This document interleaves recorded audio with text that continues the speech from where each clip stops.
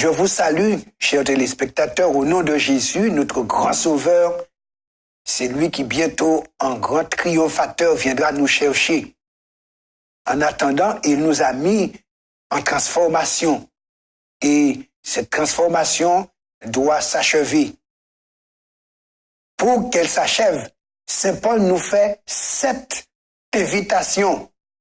Et la deuxième, en la circonstance, il nous dit « Demeurez ferme dans la foi ». On est sauvé par la foi, mais il faut demeurer ferme dans la foi. Nous allons prier pour que Dieu nous aide à réaliser cette deuxième invitation.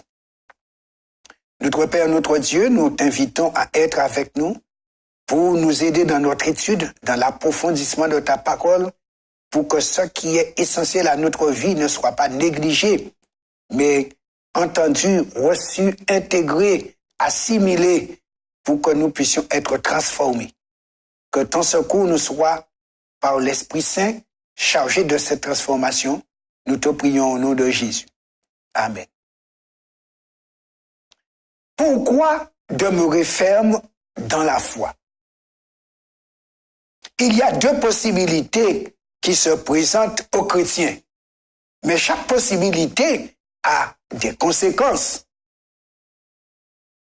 Il nous invite, lui l'apôtre Paul, à être ferme.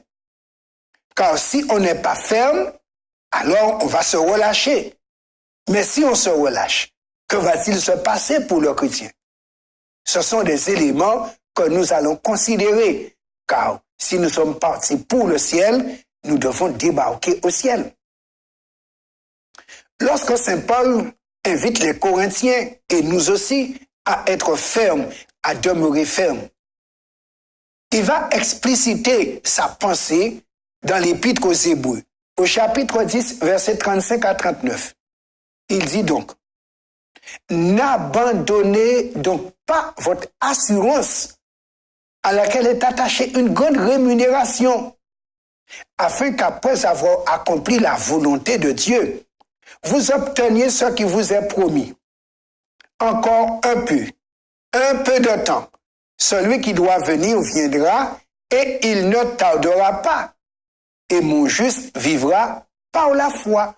Mais s'il se retire, mon âme ne prend pas plaisir en lui. Nous ne sommes pas de ceux qui se retirent pour se perdre, mais de ceux qui ont la foi pour sauver leur âme. Donc, quand l'apôtre nous invite à demeurer ferme, il fait comprendre très bien ceci. La foi est une ferme assurance des choses qu'on espère, une démonstration de celles qu'on ne voit pas. Donc, il dit aux chrétiens des Hébreux, n'abandonnez donc pas votre assurance, cette foi que vous avez dans ce que Dieu a promis. Parce qu'effectivement, il y a une grande rémunération qui attend ceux qui vont demeurer fermes. Mais si jamais on ne tient pas ferme jusqu'au bout, alors il n'y aura pas de rémunération. Or, la rémunération, c'est la finalité de tout le combat que le chrétien est appelé à mener. Tout ce qu'il est appelé à endurer. Oui, la grande rémunération. Et c'est pourquoi Saint Paul dit, en demeurant ferme, on a besoin de persévérance. Mais persévérance à accomplir la volonté de Dieu. Donc, en demeurant ferme, on s'applique chaque jour de sa vie à accomplir la volonté de Dieu. Et si tout est fait, à la fin, il est dit, nous obtiendrons ce qui est promis, car ce qui est promis, c'est après avoir accompli la volonté de Dieu avec persévérance et détermination jusqu'au dernier jour. Ainsi, la récompense vient pour les vainqueurs. Mais pour nous faire comprendre que nous pouvons demeurer fermes, il dit donc, encore un peu, juste un peu de temps, c'est juste un peu de temps qu'il faut supporter et endurer, parce que Jésus, il viendra. Parce que Jésus a dit, mon juste vivra par la foi, c'est-à-dire à partir de cette fermeté qu'il a, de ce que je lui ai promis. Alors, c'est ça qui va lui faire vivre. Mais il dit, s'il se retire, donc s'il se relâche, mon âme ne prend pas plaisir en lui. Et l'apôtre de dire, effectivement, nous ne sommes pas de ceux qui se retirent, donc ceux qui se relâchent, car automatiquement, lorsqu'on se relâche, c'est pour se perdre, car il n'y a pas de salut dans le relâchement. C'est comme le cycliste qui court vers la ligne d'arrivée, mais s'il cesse de pédaler, il sera dépassé par d'autres qui pédalent. Ainsi donc, l'apôtre nous dit, nous sommes de ceux qui ont la foi pour sauver leur âme, de ceux qui demeurent fermes d'après ce qu'ils espèrent, d'après ce qu'on leur a promis. Demeurer ferme dans la foi peut équivaloir à certaines choses. Premièrement, demeurer ferme à croire en Jésus, car certains ont commencé à croire et ensuite ont cessé de croire pour devenir athées ou simplement non pratiquants. Dans Acte 4, verset 12, l'apôtre Pierre dit, « Il n'y a de salut en aucun autre nom, car il n'y a sous le ciel aucun autre nom qui ait été donné parmi les hommes par lequel nous devions être sauvés. » Et nous soulignons le verbe « sauver ». Oui, croire en Jésus et demeurer ferme à croire en Jésus, le salut est attaché à cette démarche de fermeté.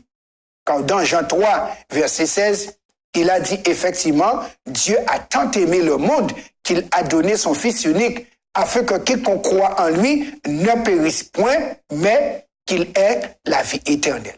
Oui, demeurer ferme à croire en Jésus, car il est la source de salut.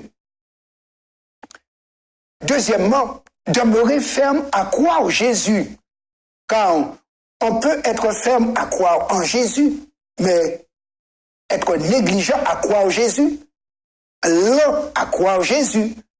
Et là, il est question de croire son enseignement. Quand on peut croire en Jésus, c'est-à-dire en la personne, en son rôle de sauveur, mais sans croire ce qu'il dit pour assumer le salut en nous. En ce sens, dans Matthieu 28, verset 20, Jésus lui-même a dit ceci aux apôtres et à nous aujourd'hui. Et enseignez-leur à observer tout ce que je vous ai prescrit.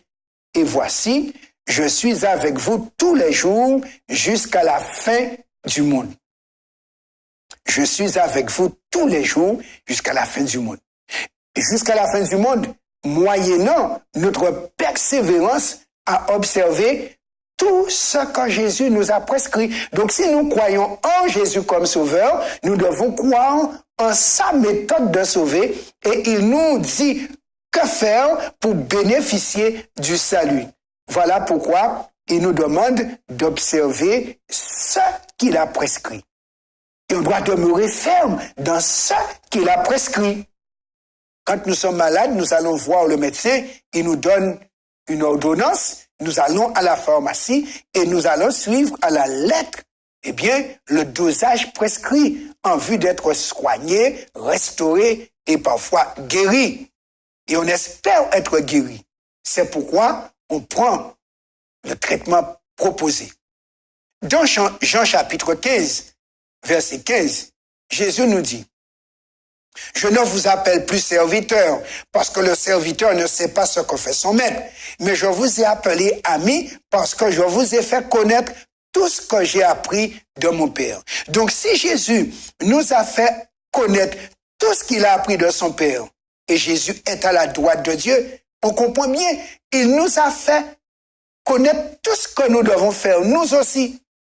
Il nous a tout prescrit pour que nous puissions suivre son exemple et mettre nos pas dans l'empreinte de ses pas. En d'autres termes, marcher comme il a marché lui-même. Et là, on voit que Jésus, il établit avec nous une relation de confiance, pas une relation de maître à serviteur où le serviteur ne sait pas ce que fait le maître et le maître seul donne des ordres. Mais il a fait un partage d'amis avec nous comme des amis, car il dit, je vous ai appelé amis. Donc les amis sont intimes, les amis partagent tout. Et ayant tout reçu de son Père, Il nous a fait tout connaître. Il n'a rien caché. C'est pourquoi nous devons croire en Jésus, mais croire tout ce que Jésus nous a dit, car tout ce qu'il a dit vient du Père. Et si nous gardons ce que le Père a permis à Jésus de garder, le Père nous gardera et nous serons un jour, sur des trônes au ciel. Si nous devons être fermes, on a vu que l'opposé d'être ferme, c'est le fait de se relâcher. Dans Luc 18, verset 1, justement, par rapport à cette option, Jésus va prendre une parabole pour montrer une chose. Et l'évangéliste nous dit, Jésus leur adressa une parabole pour montrer qu'il faut toujours prier et ne point se relâcher. Effectivement, toujours prier et ne point se relâcher, même si on n'a encore rien vu venir, mais comme on sait à qui on s'adresse, on persévère à demander, car Jésus a dit, demandez et vous recevrez. Mais si on n'a pas encore reçu, on se relâche, on cesse de prier, ce qui était promis ne sera pas accordé. Se relâcher sans arriver au but ou au bout, c'est perdre du temps et finalement perdre l'éternité. C'est pourquoi le chrétien, Jésus lui a dit, veillez et priez en tout temps, afin de ne pas tomber dans la tentation. Car la tentation, y tomber, c'est cesser de combattre par la résistance. Le chrétien est un résistant. Nombreux sont ceux qui ne possèdent qu'une foi nominale en Christ, mais qui ne savent rien de cette dépendance vitale qui se saisit des mérites d'un sauveur crucifié et ressuscité. Oui, nous ne devons pas avoir une foi nominale. Oh, je crois en Christ. Oh, je crois en Jésus. Oui, comme on dit, ce sont des paroles prononcées dans la bouche, mais qui n'ont pas d'effet dans une vie de dépendance. Car la foi, c'est entrer dans une dépendance vis-à-vis de Jésus et tout recevoir de Jésus. Pardon, justification, sanctification et rédemption. Et c'est pourquoi Jésus, il est sauveur crucifié, mais il est Seigneur ressuscité. On a crucifié le sauveur, son sang a coulé, mais il est ressuscité pour régner et nous faire régner avec lui. Par la foi, on entre en dépendance et on reste dépendant et nous serons triomphants. Comme il est malheureux d'entendre une telle chose, mais demanderont certains, comment pouvons-nous arriver à une telle relation avec Christ? C'est en fixant notre attention sur les mérites particuliers et tout à fait uniques que Christ nous apprendrons à abattre, à ruiner et à détruire.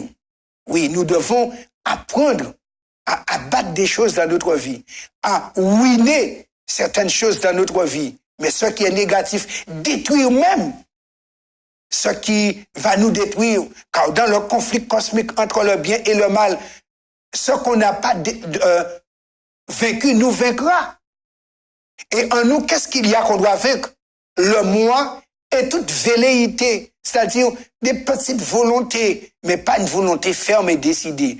On doit vaincre tout désir de dépendre de nos propres œuvres pour acquérir le salut. Nous ne sommes pas sauvés à partir de ce que nous faisons, mais à partir de ce que Jésus a fait pour nous.